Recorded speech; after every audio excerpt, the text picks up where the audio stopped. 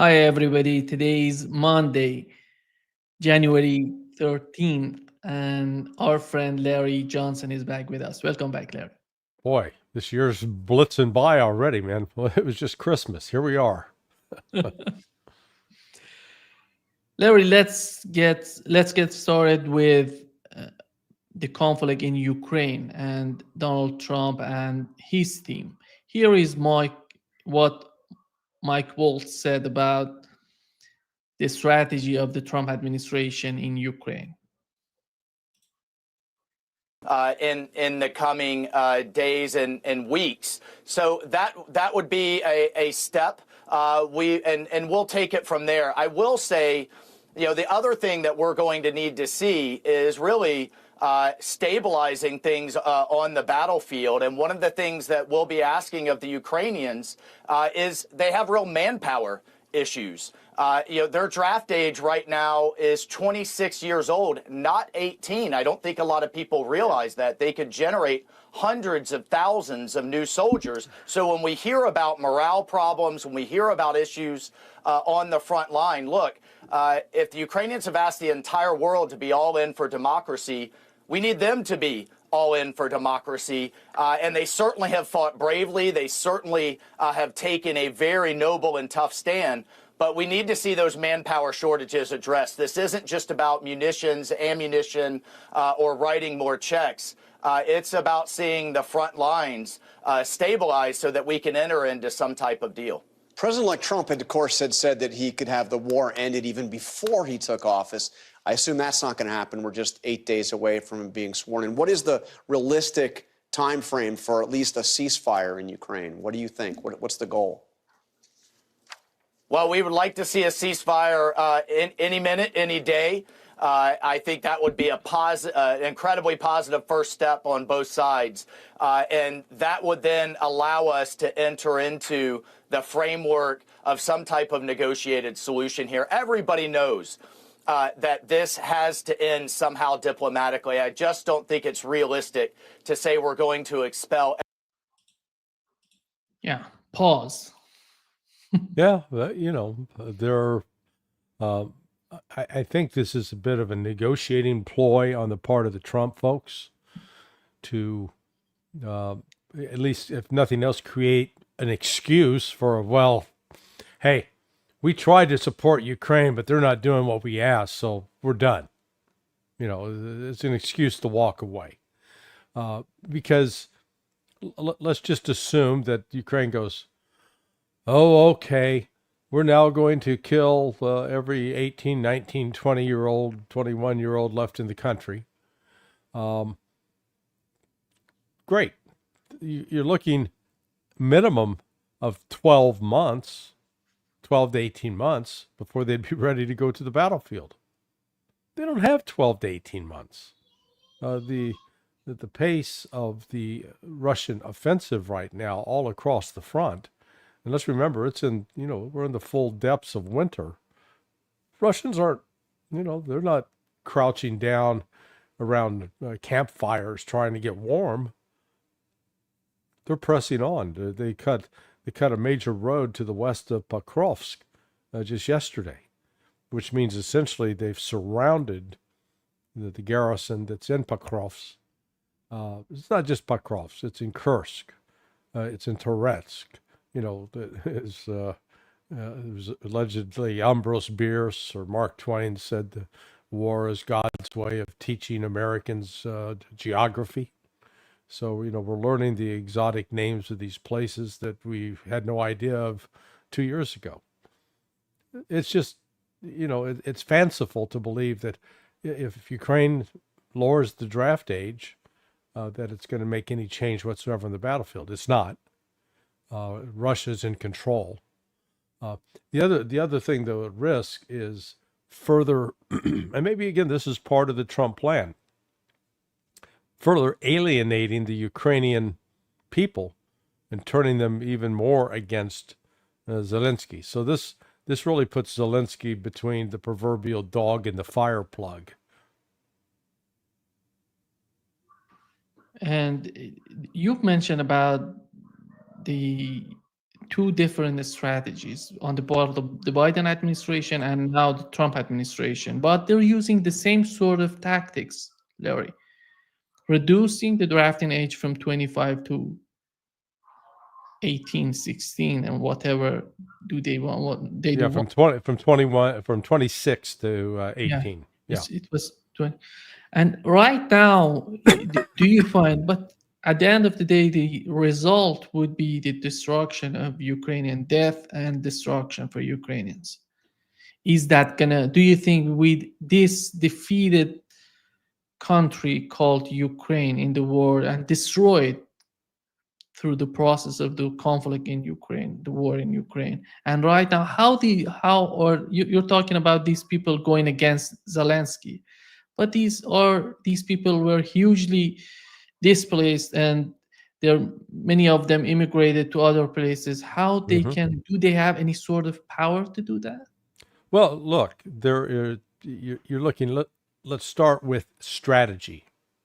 The idea of a strategy is you have a clear objective in mind, and that you have developed a series of tactics that are going to help you accomplish that strategic goal. Just stepping back and look at it, it looks like the strategic goal, unstated, of both the Biden and now the Trump administrations is the complete destruction of Ukraine by continuing to send men to their deaths. They are destroying, and particularly men, if they move to 18 to 26, or 18 to 25, that range. That's the future. That's the age group that should be making babies, not losing their lives. One consequence of this is you've had a dramatic reduction in the size of the Ukrainian population. People have fled to other countries, and if they make this move to say, okay, 18-year-olds are going to have to sign up, you're going to see that accelerate. I'd note that was it the previous foreign minister Kuleba? His son who's like 19. He's got him in Europe studying. Oh yeah, no, he can't fight. He's got to go to school. These guys, they want to send other people's kids to die. They're like American politicians in that regard. Let's send those middle and lower class people, the minorities. Let's let them go out there and be cannon fodder. We'll keep our own kids safe so they can go to school. I think the Ukrainians are getting wise to this, and the problem for Zelensky is it's not a popular policy. It's unpopular, and so it's going to turn people against him.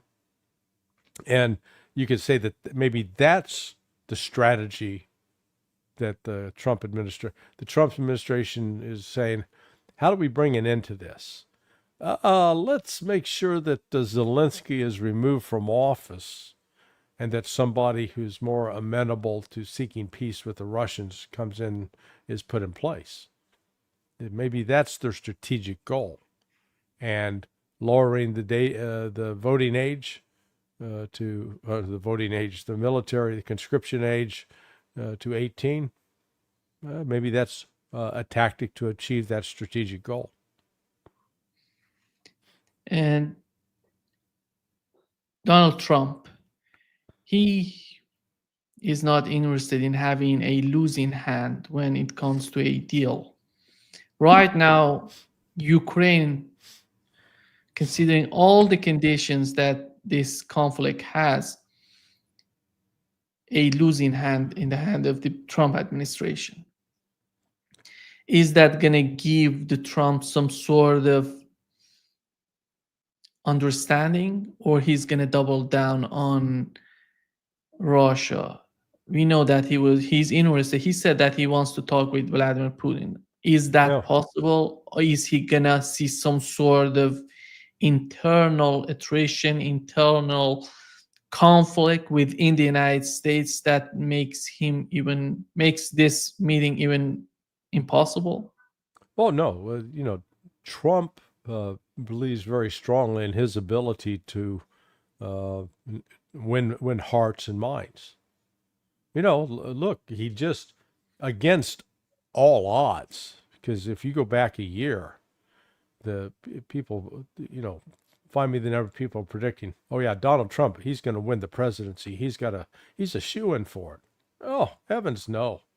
The people, he can't do it. Oh, he's so damaged. He's not popular. And so, he won and won decisively in a way that they couldn't cheat him out of it this time. So in his own mind, hey, I'm a winner. I can do whatever I set my mind to. So I think he brings that attitude to it. He's not going to be saddled with the Russiagate conspiracy like he was in 2017, 2018, 2019, where any overtures to Russia were interpreted and presented politically in the United States as he was, on the string to Vladimir Putin. So he'll have some freedom in that regard. But he's still going to have to deal with Russia's reality, because it's not just a matter of what Trump wants. That's when you go back and, listen to how Waltz is framing the issue. It is as if the United States is sort of the power broker here, that we get to sort of determine how this is going to turn out. Hold on there.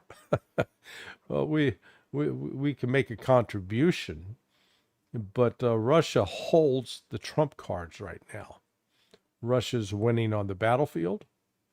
Russia is quite content to continue to foster improved relations with the global South and strengthening BRICS, creating an alternative to the Western economic engine. So, he's almost to the point of, why do I need you? You don't, if you're going to offer me something that is of substance, and that would be, one, lift all the economic sanctions. Number two, withdraw NATO forces from Romania and Poland. Then there's something to talk about. But just, freeze the conflict, create a North Korea stalemate? No. And look, I want you to recall, a year ago, even 8 months ago, people were talking, oh, it's a stalemate. This is a stalemate. I was saying at the time, nonsense. So go back and look at the number of so-called experts that were calling this a stalemate. It was not a stalemate, is not a stalemate. Russia's winning it, and Ukraine is losing. It's that simple. And the problem is that even Elon Musk, which is not interested in war in Ukraine, in his recent talk with the leader of AFD, Alternative for Germany, said there is a stalemate, which was confirmed by the AFD leader in the talk they had on X. Yeah, they don't know what they're talking about. This just shows you can be Elon Musk and have billions of dollars and not have any grasp of reality of what's taking place in Ukraine. And the same for Alice Vidal. How do you see the role of, I talked with Colonel Jacobo about the situation in Europe. We have two forces right now, Elon Musk and Soros, trying to influence the situation in Germany. What's going on, Larry? Why do they need to do this after all? Clash of the Titans, for so many years, George Soros has been such a malevolent force, not just in Europe, but in the United States, and has really not had anybody with his, with the money to counter him. Enter Elon Musk. Elon Musk has got more money than George Soros. And so Elon Musk is doing, let's call it a conservative version of George Soros, pushing back. Oh my God. the left do not like that. Stop it, Elon. He's evil. Hey, it does sort of highlight the fact that, yeah, billionaires can have an extraordinary influence on political events, sometimes unwelcome influences. So we're going to see, how this pans out. You didn't see Europe trying to ban Soros, even though what Soros was doing was really undermining the Christian foundations of Europe. And in undermining the Christian foundations of Europe, turning it into something that historically it was not. And what have been the consequences of that for Europe? Decline, worsening economies, and growing civil unrest. So, I think Elon Musk may be onto something. It doesn't mean he's always right, but it's important, I think, for people to recognize Musk is not doing something dramatically different from Soros. In fact, you can make the case that Soros has been much, much more ambitious and destructive. And, for example, the number of prosecutors that have been installed in positions around the United States that refuse to prosecute crimes, and they'll allow, the people to engage in murder and rape and robbery and walk free in order to continue terrorizing society. You mentioned that Soros is responsible for changing the society, for manipulating or modifying the society in Europe. Mm-hmm. But Larry, one of the main reasons of these immigrations, these people coming to Europe, which has influenced Europe, is the endless wars of the United States in the Middle East. And even in Africa, the policy wasn't to help Africans. They were building military bases in Africa. That's why the people have decided to come to European countries to make a better life. Here comes this question. So far, considering the US policies, it didn't necessarily benefit Europe in a long run in terms of immigration, in terms of what has happened in Ukraine, energy, in terms of what Anthony Blinken was bragging about in his latest interview with the New York Times, in which he said that we literally cut off the economic ties between Europe and China. What is the benefit of these policies or getting along with the US foreign policy for Europe and Europeans? Well, it's finally forcing the Europeans to ask a very simple question. Does it make sense to have such a dependent relationship on the United States and to be really the lackeys, the servants, the serfs, pick whatever term for being under the thumb of the West, of Washington, D.C. is. But, Europe certainly is not calling the shots anymore. That's what is, with what we're seeing with each passing day is the supposed unity of Europe is fraying, and it's becoming more fragile, more brittle. So you've had Austria, Hungary, Slovakia move to the right. You've got a strong, the AFD party, AFD, for those that don't want to pronounce it like in a Latin language, AFD. They're characterized as right wing, wanting to back away from war. Marie Le Pen in France, ditto. Farage in the UK. You've got this rightward movement across Europe that's backing away from the let's support war and raising questions about continued cooperation with the United States. And then Trump Trump throws another log on the fire with this whole Greenland business, where some other countries are threatening to go to war with the United States, and we're going to exclude the United States from NATO. We're going, please say it ain't. Oh yeah, please do that. Shut us out. Don't let us provide any more money to NATO. At that point, NATO's done, toast. I don't think there's a single country in NATO right now, and there may be one or two, but I don't think any of them have achieved 5% of their gross domestic product in military expenditures, and which is the target that Trump has set, because the United States spends far more than that. So you're looking really at an implosion in Europe, because it's not just on the military front, it's on the economic front.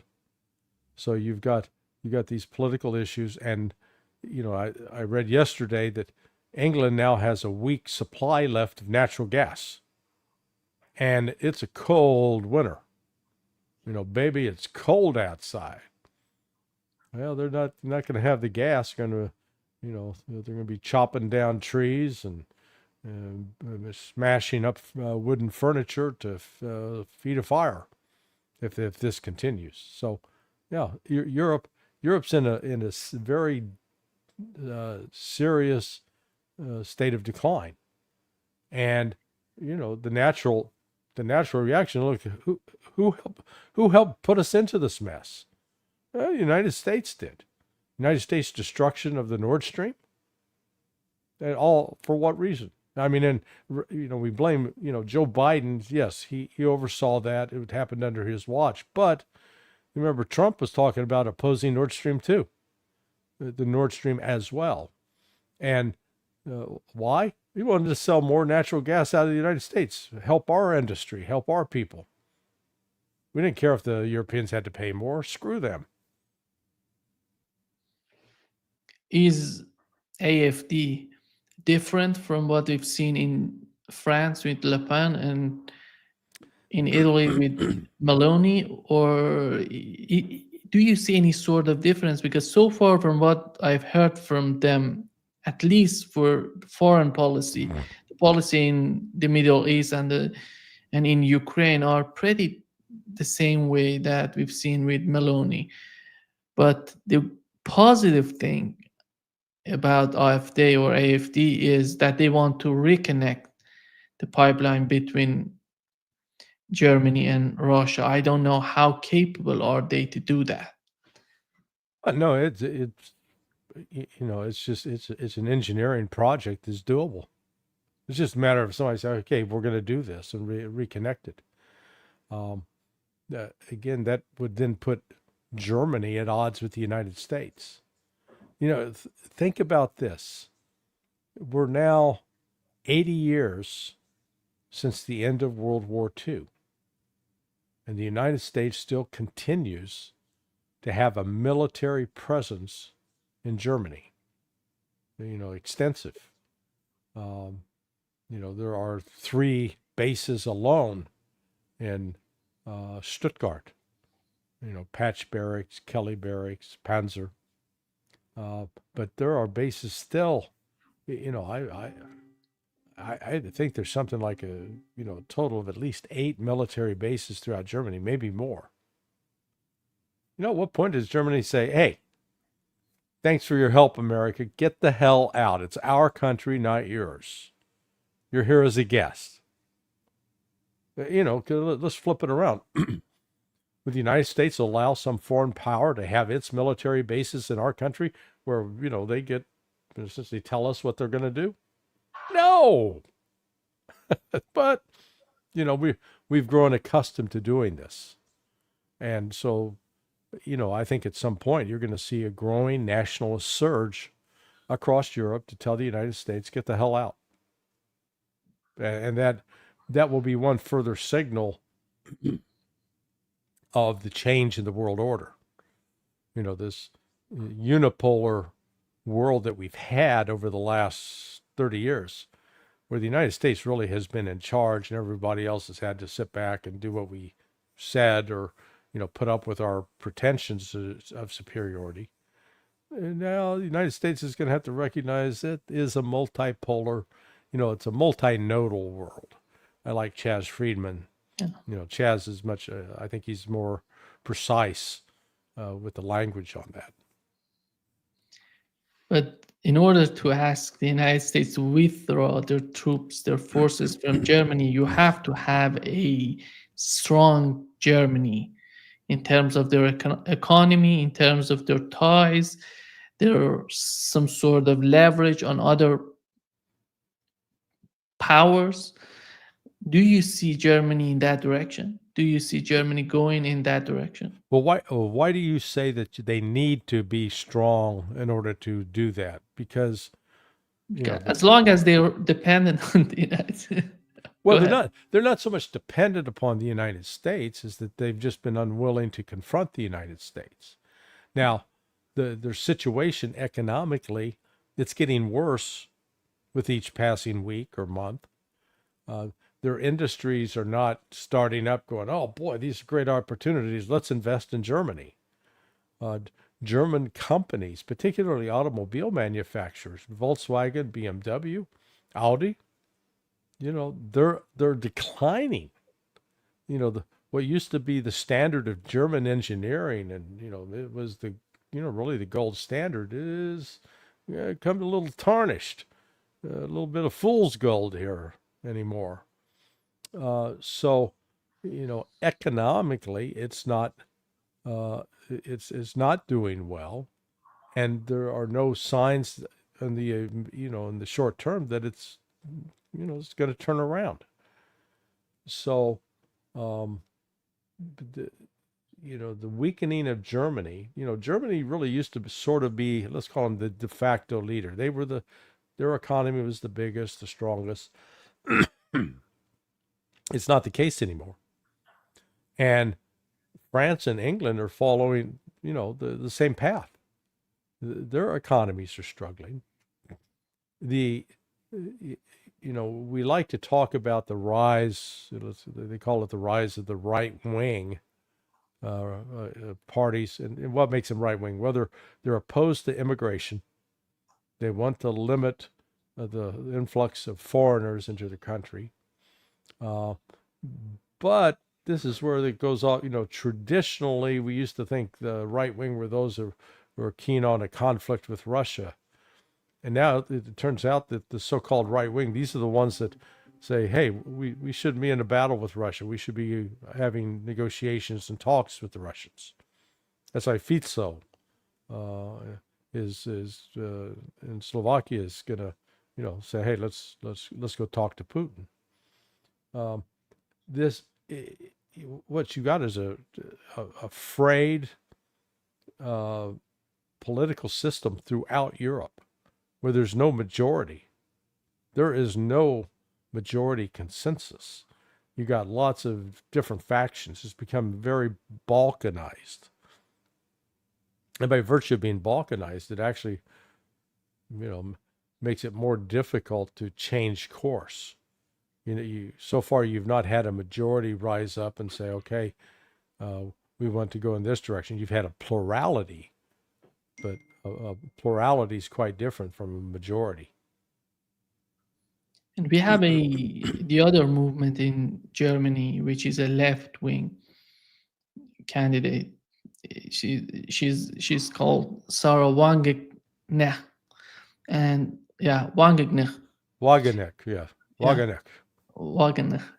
And do you see any common ground between the left wing and the right wing to work together in order to improve the situation in Germany, or there is no room for that? No. I mean, that just, again, that highlights that you've got these, let's call them various extremes emerging. Now, I'm not sure that AFD qualifies as extreme. They're a threat to what George Soros has been funding for years. Whereas Sarah Wagenknecht is someone who's likely very much in tune with the George Soros agenda. I don't see her advocating let's put a halt to this influx of refugees. And I mean, this has been going on actually for quite, this is not a new phenomena. There was a British television series that was done in the early, I want to say late 70s, maybe 79, early 80. No, it was called Smiley's People, and it was about British intelligence with Alec Guinness as George Smiley. Now, the very last scene of that is set in Berlin, where they've got this the head of what was in the KGB defecting. And the reason I bring this up is George Smiley and his partner are sitting in a Turkish cafe.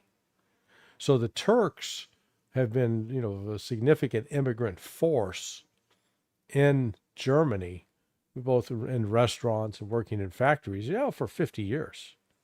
So you've really had, if you will, a watering down of the traditional ethnic makeup of the German population. And that's one of the other factors that's at play here. So you've got, these are more, across the board in Europe, more ethnically diverse. And by virtue of the ethnic diversity, there is less political union. The institutions such as the church, whether you're talking the Catholic Church in France, Church of England, or the various Protestant factions in Germany, they're all been weakened over the years, and there is a greater influence of Islam. Some argue that there are some politicians that have made that a whole campaign to, de-Islamicize their society.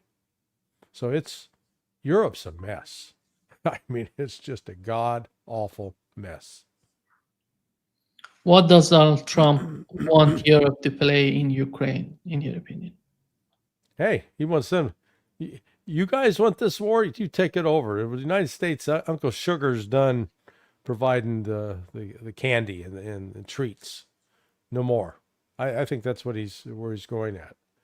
I think actually Trump recognizes we don't need Europe to be economically strong in the United States. That the game going forward's in the global South. It's not in Europe. Europe's a dying society. Across the board is dying, getting older, not reproducing, and the ones that are having babies are not your traditional Europeans. They are immigrants. So this is changing the nature, and the problem Europe faces, is not a significant player in any kind of natural resources. It has some, but not much. So it's unimportant with respect to the future of the world economy.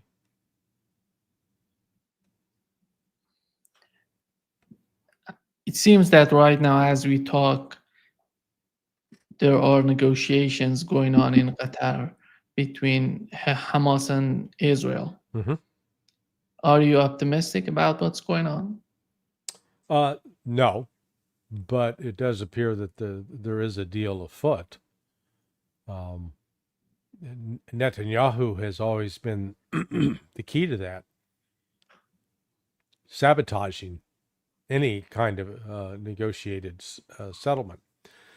I think one of the factors that still is driving Israel to this, even though the narrative is that Israel is just doing great militarily, look, it's taken over territory in Syria. Israel is suffering significant casualties.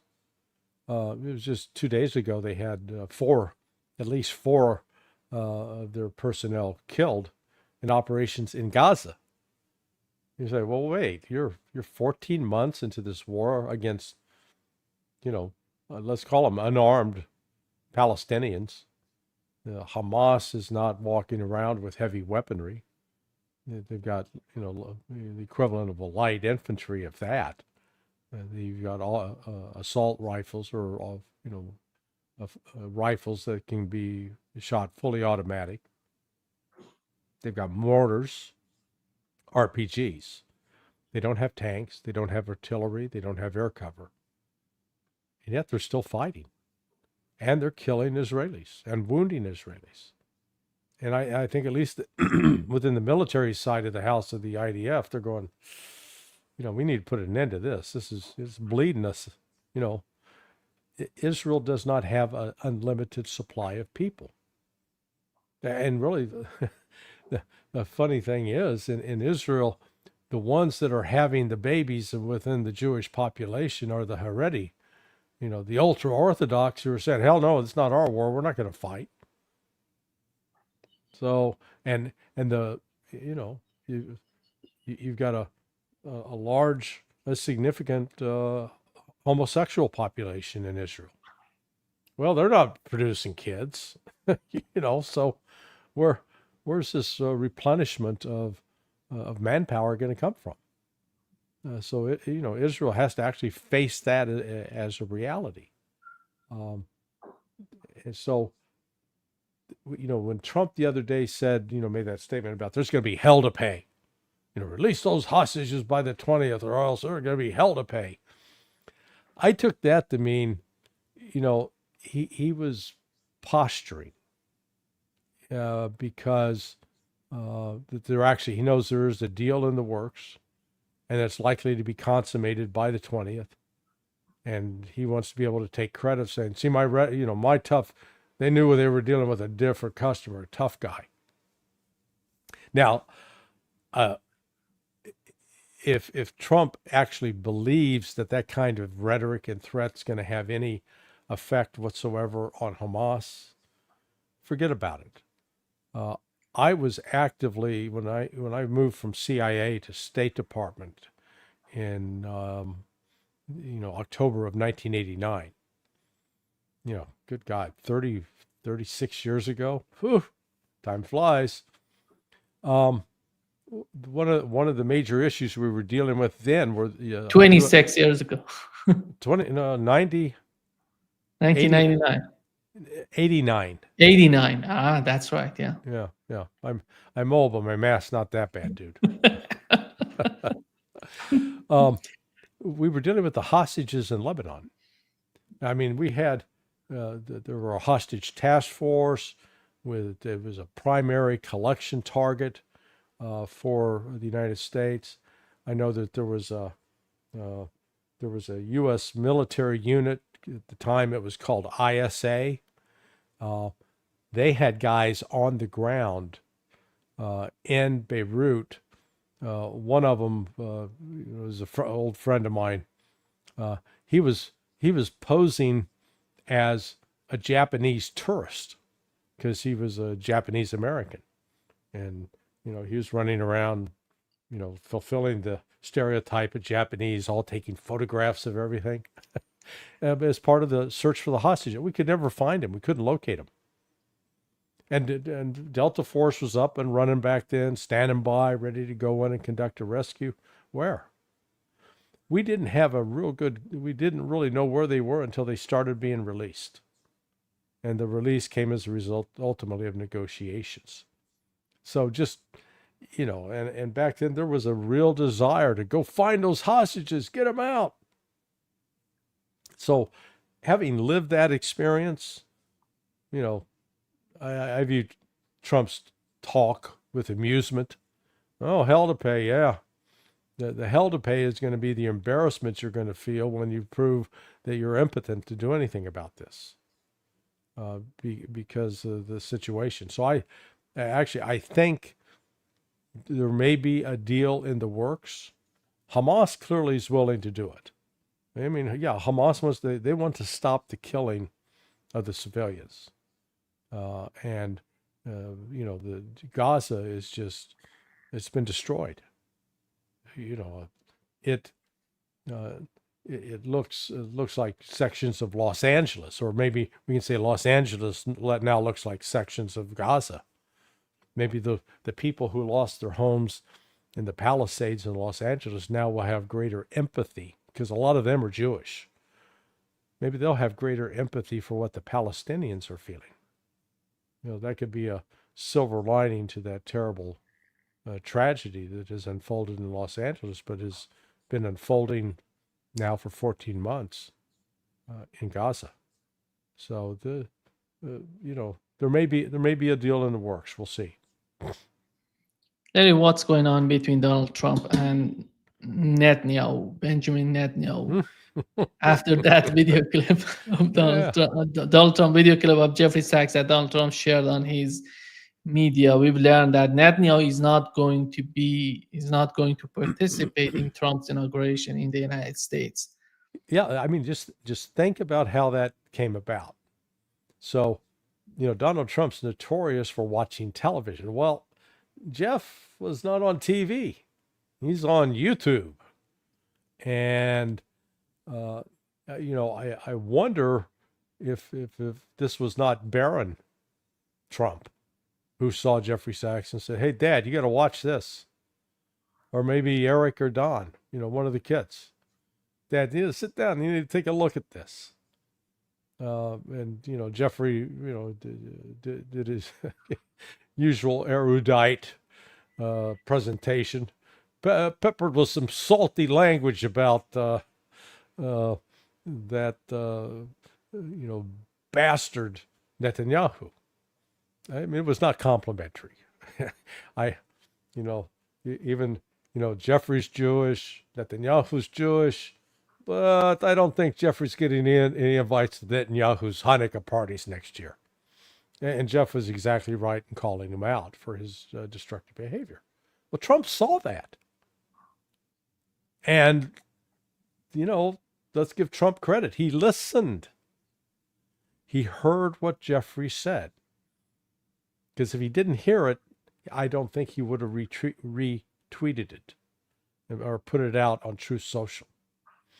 So the fact that he's putting it out on Truth Social is sending a very clear message. So I think many have feared that Trump was going to be such a pro-Israeli hack that he'd do everything that Benjamin Netanyahu requested. But I think people also forget, Trump's got he's got some issues with Netanyahu. Netanyahu was a disloyal person in Trump's world. That when what was a legitimately contested election in the aftermath of 2020, when there were still real questions about who won that election, Netanyahu, instead of holding fire and hanging back and staying out of it, jumped right into the fray and backed Biden. So, and let's recall that up to that point, the number one recipient of funds from AIPAC and other Jewish organizations was Joe Biden, not Donald Trump.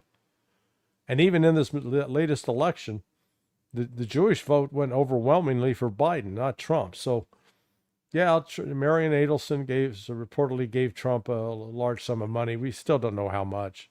It was presented as $100 million, but then some said it was only half that amount that she welched on the other $50 million. But there's no bromance between Trump and Netanyahu. And again, Trump has his own agenda. His own agenda is not to get sucked into a war in Israel, and he sees Netanyahu is trying to suck the United States into a war, and he's not going to have that. Now, he wants to find a way to preserve Israel. I have no doubt about that. But I think he also has come to recognize that one of the greatest dangers to the survival of Israel, it's not Hamas, it's not Hezbollah, it's Netanyahu. And maybe getting rid of Netanyahu and getting some sanity back within the Israeli government is a possibility. I would note, I don't know if you're familiar with the movie director Peter Berg. He's made a number of important films, but he was recently on the Sean Ryan podcast and had traveled to Israel. Now, and I think before the trip, would characterize it as he was, predisposed to support Israel and what it was doing, feeling that it had been unfairly and unnecessarily attacked. But he came back from that saying, God, each side hates the other so much. There's so much hatred. How do we stop that? And that's one of the problems. This resentment and the disproportionate infliction of pain and suffering on the Palestinian people. The Israelis like to, they claim, 1,200 were killed on October 7th, and not true. A significant portion of those were killed by Israel, but let's go with that number. It doesn't begin to stack up against 46,000 dead Palestinians at least, because they're not sure how many are buried under rubble. And the thousands, more than 10,000 children. And you saw the video I put up yesterday reading the poem Dead Children, and put some images with it. I think it's a powerful image. And people, if you haven't seen it, go to sonar21.com and watch it. But that's the situation that's unfolding, that the suffering of the Palestinians, I think, may start connecting with Donald Trump. Because he did get some support from the Arab community, Arab Christian community in particular. And there are there are Palestinians who are Christians. I did an interview last week with Mazen Kumsia, who is an Orthodox Christian, a Palestinian, very prominent, a PhD, a biologist. And he's been a lifelong fighter for the cause of the Palestinian people, without regard to classifying them as Muslim or Christian or whatever. The problem is that Israel is not seeking for any sort of peace. No, and I think he was exactly correct in terms of that. If Israel, would have done the Jesus thing, turned the other cheek, and gone to other nations to say, hey, look, we have now been attacked by Hamas. They could have easily put Hamas in the box, where the ability of some of the countries to continue funding Hamas would have been, of course, it would have forced Israel to stop funding Hamas too. Remember? Israel had been funding Hamas. But they could have isolated and could have done it without killing. But that wasn't their goal. October, you can argue, as some do, that Netanyahu deliberately allowed October 7th to take place so they'd have an excuse to destroy the Palestinian people and take Gaza. They want Gaza. They want the land. They don't give a damn about those people. Let them die. Which is, that's what they've been doing. They've been killing them by the thousands over the last 14 months. And, they're murdering children, teenagers, unarmed people they're shooting. We've seen that over and over and over. But, one of the consequences of that is those guns don't shoot themselves. There's a human being behind it. And while there are some Israelis who are complete psychopaths, some of the guys pulling the triggers and killing people are racked with guilt. And they have nightmares. And they have post-traumatic stress syndrome. And some of them are committing suicide. So it's exacting an emotional toll on the Israelis as well. Now, this 60 Minutes piece, I commend, these are two State Department officers who, to their credit, instead of hanging on to the job at any cost, resigned, said, well, I'm not going to be a part of this. That's what it takes. It takes that kind of moral courage to stand up and say, no, I'm not, I'm washing my hands of this. Yeah, when it comes to the policies of the United States in Israel, here comes the question, why these people these policy makers are not interested in solving the situation or putting some sort of pressure on Israel. Here is what Bernie Sanders said, Larry, in one of his interviews with Jon Stewart about the way that he was trying to cut the supply of weapon to Israel and what he has witnessed with the process. Critical, I don't know what your view is, of what Netanyahu has been doing in Gaza. Okay? Brother, preaching to the Okay. I would say choir, but you and I both probably had to go to a synagogue, so I don't know what I'm preaching to the cantor. Okay, good. Yeah. I introduced legislation that would stop arms sales to Netanyahu. We got 19 votes, which observers thought was very significant. Right. Significant majority of people who consider themselves Democrats agree with us. I got 19 votes. Okay? The American people do not believe that we should be supporting a government that is starving children right now as we speak.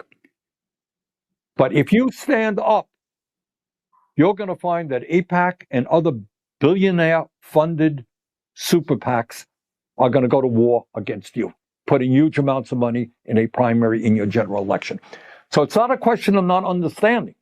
There are many members of the Senate who will come to you privately and say, my God, what Netanyahu is doing is outrageous. I just can't vote because money is going to come and destroy my political career.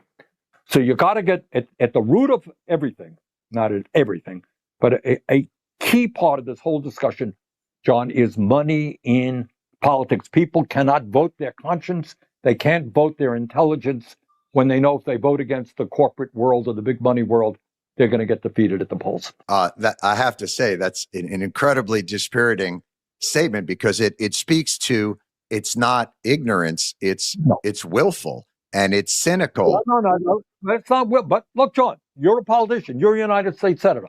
You're thinking about, the issue. All right. You know the prescription drugs are too high.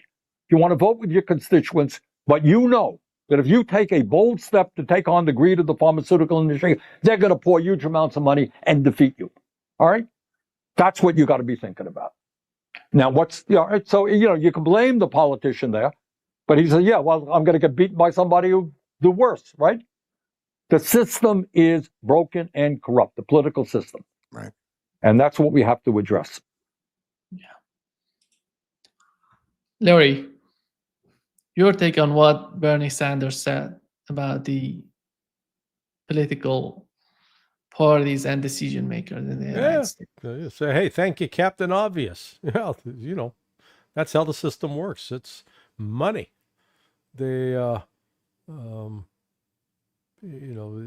we need that to have Liza Minnelli and Joel Grey singing "Money, Money, Money, Money, Money, Money." That was part of the movie Cabaret. That's what this is all about. That dialogue right there between two Jews, Sanders and Stewart, is why I think we need to draw the line, because there is some genuine anti-Semitism out there that's directed at all Jews, the Jews this, the Jews that, and no, it's we need to focus it on the Zionists, because you have Jews like Sanders and like Stewart and like Max Blumenthal and like Aaron Mate and like Jeffrey Sachs that are speaking out against this horror. So it is to be Jewish is not somehow to be inherently evil at all. And there are those who come out of the Jewish tradition that says, hey, the claim to be a chosen people was chosen in the sense of we're to be an example to the world of justice, an example to the world of humanity, an example to the world of showing love.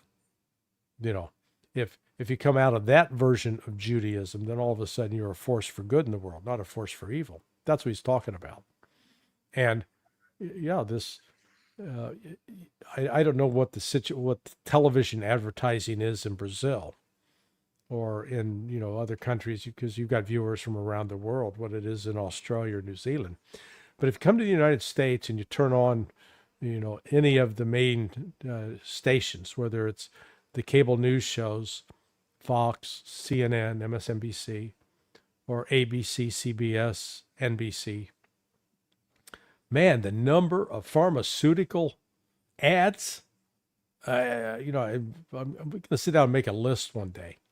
You're probably getting 25 different drugs being advertised. Now, all of these are prescription drugs, okay? It's not like they're advertising hula hoops and say, hey, go out and buy a hula hoop. And then you can say, hey, I didn't know I needed one, but I'm going to go get me one. No, these are prescription drugs that you have to go to your doctor to get. Well, most people can barely pronounce, the names are these, paroxysm, what? You can't even spell it. You're not even remember it for your doctor. So what are they doing? What they're doing is the pharmaceutical industry is essentially buying the media so that the media doesn't report anything negative about the power of the pharmaceutical industry.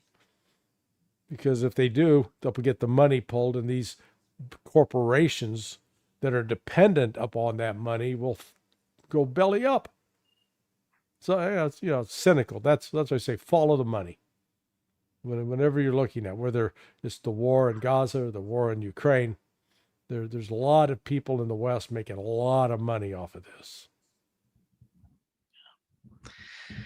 Thank you so much, Larry, for being with us today. You always have me start the week, so everybody be very cheerful after this, right? Yeah. Okay. Thank you, Nima. I'll see you on Friday. See you. Okay. Bye-bye.